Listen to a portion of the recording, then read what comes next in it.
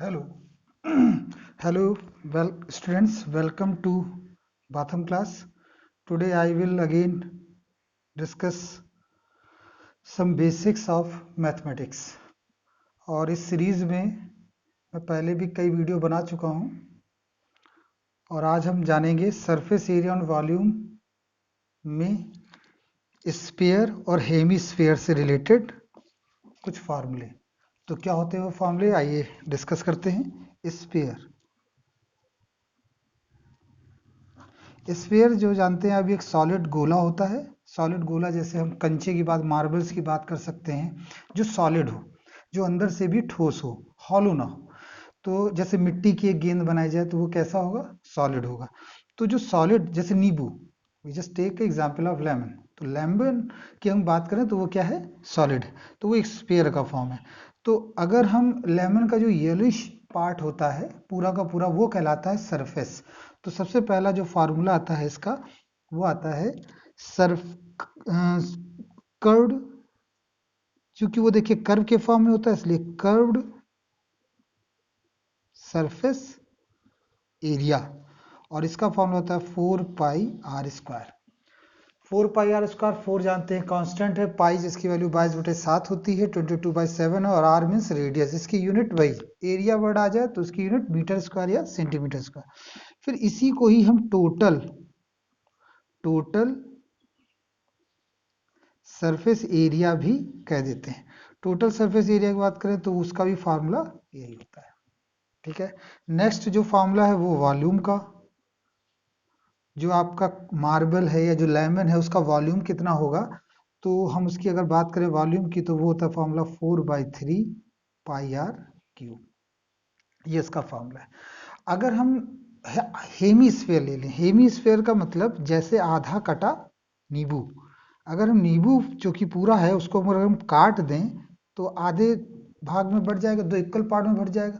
तो अब जो येलोइश पार्ट पोर्शन है, अगर मैं उसका केवल बोलूं कि सरफेस एरिया बताओ, तो उसे बोलेंगे कर्व कर्व सरफेस एरिया। लेकिन कितना, किसका? हेमीस्फेयर का, आधे कटे हुए नींबू का। तो जो येलिश पोर्शन होगा उसका जो एरिया होगा वो होगा 2πr²। क्यों? क्योंकि पूरे का कितना है? 4πr², इसका आधा कर दोगे तो 2πr²। लेकिन अगर इसी में मैं पूछूं टोटल, हेमीस्फेयर है लेकिन टोटल सरफेस एरिया, तो आप देखेंगे बहुत बढ़िया एग्जांपल है नींबू का। अब आप देखेंगे येलोइश पोर्शन भी आ गया और ऊपर का फ्लैट पोर्शन भी आ गया जो सर्कुलर पार्ट में, जिसको हम निचोड़ते हैं, तो वो भी एरिया उसमें कंसीडर कर लिया जाएगा। मतलब अगर हम एग्जांपल से देखें तो ये वाला पोर्शन, ये वाला येलोइश पोर्शन, और ऊपर जो गूदा होता है वो वाला, तो ये पूरा आ जाएगा total curve surface, total surface area में। किसके लिए? हेमीस्फीयर। तो उसका फॉर्मूला होता है 3πr²। और इस हेमीस्फीयर के लिए अगर हम वॉल्यूम निकालें तो निस्संदेह उसका इसका आधा हो जाएगा, दैट बिकम्स 2/3πr³। इसकी यूनिट मीटर क्यूब, इसकी यूनिट मीटर स्क्वायर या मीटर स्क्वायर। क्यों? क्योंकि ये एरिया है। तो आई होप आपको ये स्फीयर का कुछ बेसिक समझ में आया होगा। बाद में जो हम वीडियोस बनाएंगे वो स्पेसिफिक लेक्चर बनाएंगे, लेकिन अभी के लिए ये फॉर्मूले आपको याद करना बहुत जरूरी है। आइए अब बात करें हम स्टैटिस्टिक्स की। तो स्टैटिस्टिक्स,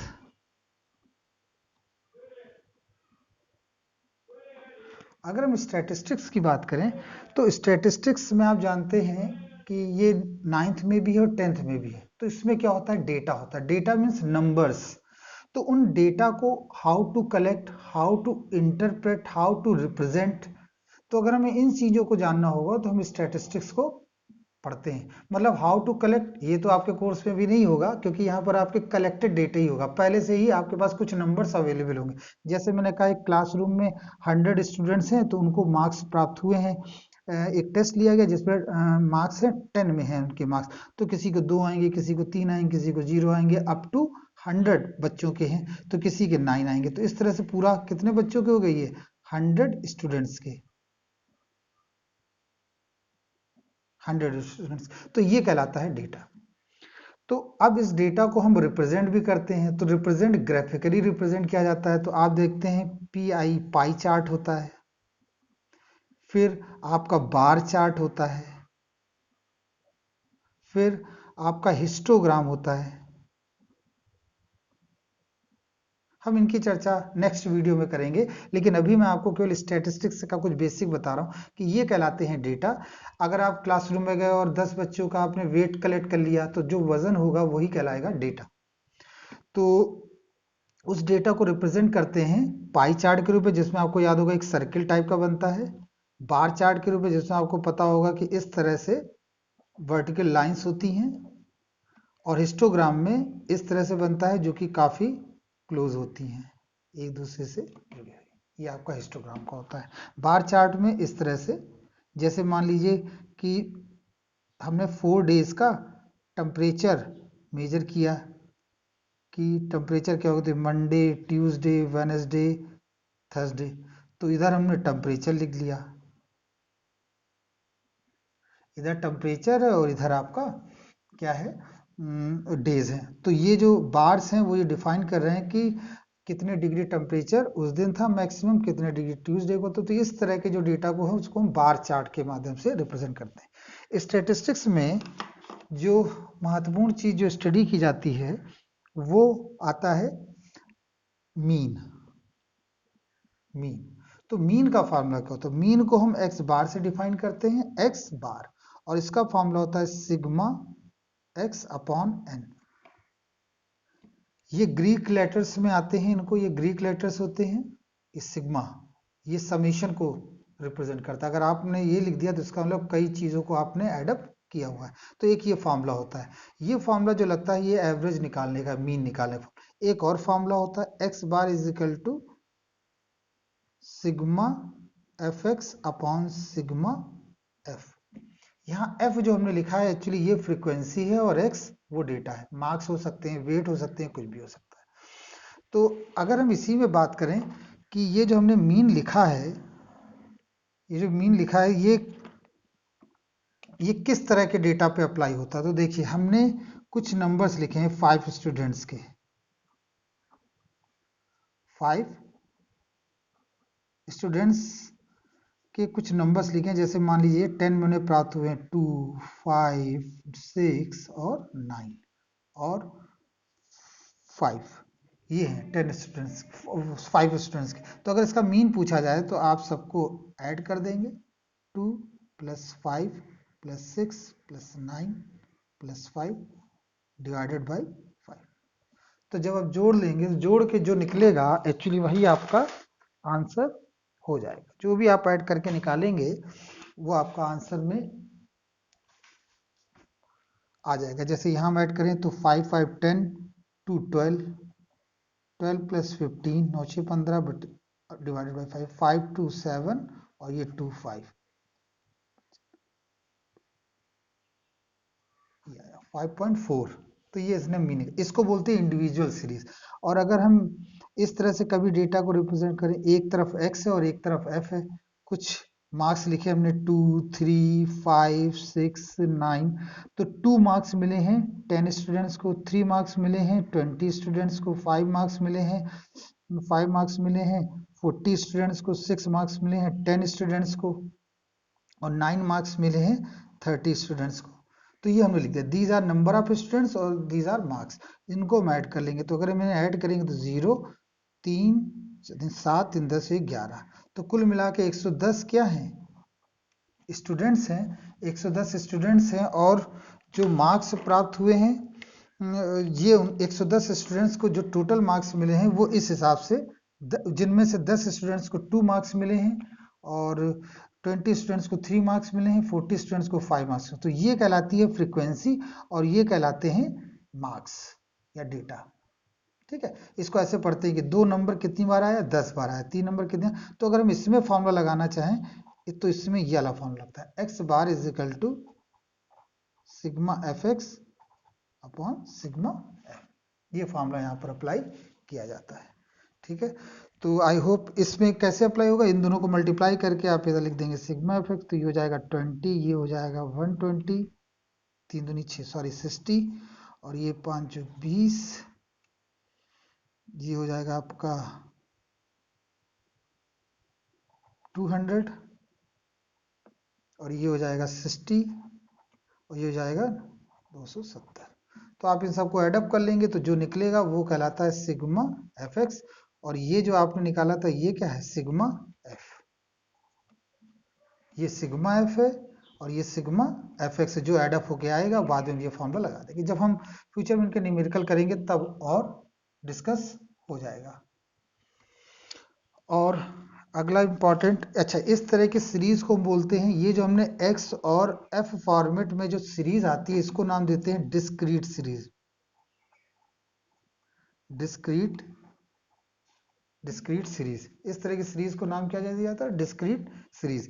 और अगर हम अगली कैटेगरी की बात करें तो उसमें आप देखेंगे, उसमें जो आता है उसे हम बोलते हैं group data. Group data, group data में ये x होता है, ये f होता है, लेकिन अब की बार रेंज चलेगा, जैसे 0 से 10, 10 से 20, 20 से 30, 30 से 40, 40 से 50, 50 से 60, 60 से 70, 70 से 80 और 80 से 90, 90 से 100। तो ये हमने एक क्लासरूम में बच्चों के मार्क्स लिए हैं 10 में, आउट ऑफ 10 में। तो 0 से 10 के बीच में कितने बच्चों को नंबर मिले हैं, हम अज्यूम कर लेते हैं 4 बच्चों को मिले। 10 से 20 के बीच कितने नंबर मिले हैं, मान लेते हैं 6 लोगों को मिले। 20 से 30 कितने लोगों को मिले, मान लेते हैं 7 लोगों को मिले। 30 से 40 के बीच कितने लोगों को मिले, मान लेते हैं 3 लोगों को मिले। 40 से 50 कितने लोगों को मिले थे, मान लेते हैं 2 लोगों को मिले। 50 से 60 8 लोगों को मिले। फिर 60 से 70 हमने कहा 7 लोगों को मिले। 70 से 80 हमने कहा 3 लोगों को मिले। फिर 80 से 90 के बीच में हमने कहा चूंकि ये बहुत ही रेयर होता है तो हमने यहाँ कह दिया ये केवल 9 लोगों को मिला है और ये मार्क्स 1 लोगों को मिला। तो आपने देखा कि इस तरह से ये डिफाइन है। इसको हम सम कर लें तो ये कहलाता है ग्रुप डेटा। क्यों ग्रुप, इसलिए हो गई ग्रुपिंग क्योंकि 0 से 10 के बीच में बात करें, 0 से 20 के बीच में बात करें। और ये पढ़ा कैसे जाता है, 10 to 20 के बीच में कितने बच्चे हैं जिनके मार्क्स आए 10 to 20 के बीच में, तो वो है 60। इसको जब आप एडअप कर लेंगे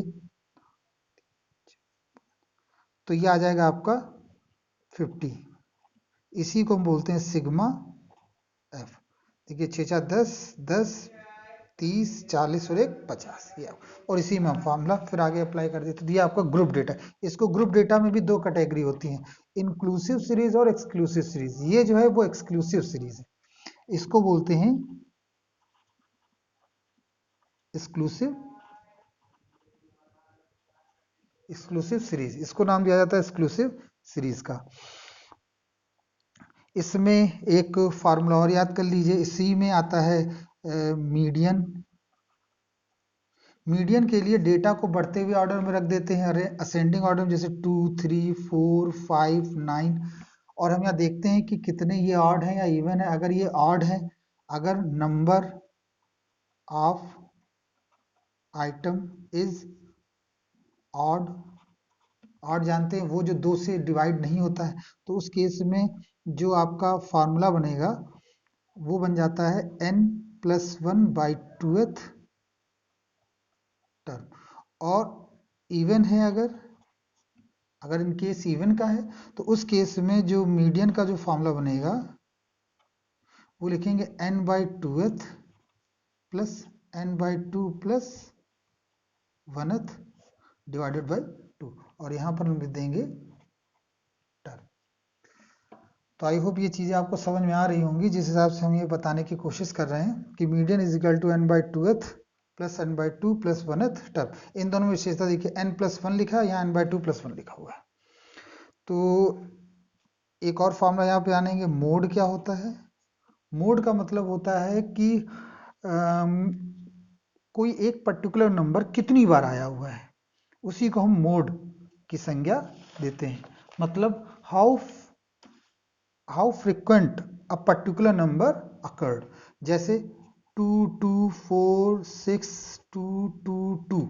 हमारे पास ये डेटा और इसका पूछा जाए मोड बताइए, तो आप देखिए दो नंबर सबसे ज्यादा, दो नंबर की फ्रीक्वेंसी सबसे ज्यादा है। कितनी बार है, 1 2 3 4 5, 5 बार आया है दोनों नंबर। इसलिए इस डेटा का जो मोड होगा वो आपका इस डेटा का जो मोड होगा वो आपका 2 होगा। क्यों, मोस्ट फ्रीक्वेंट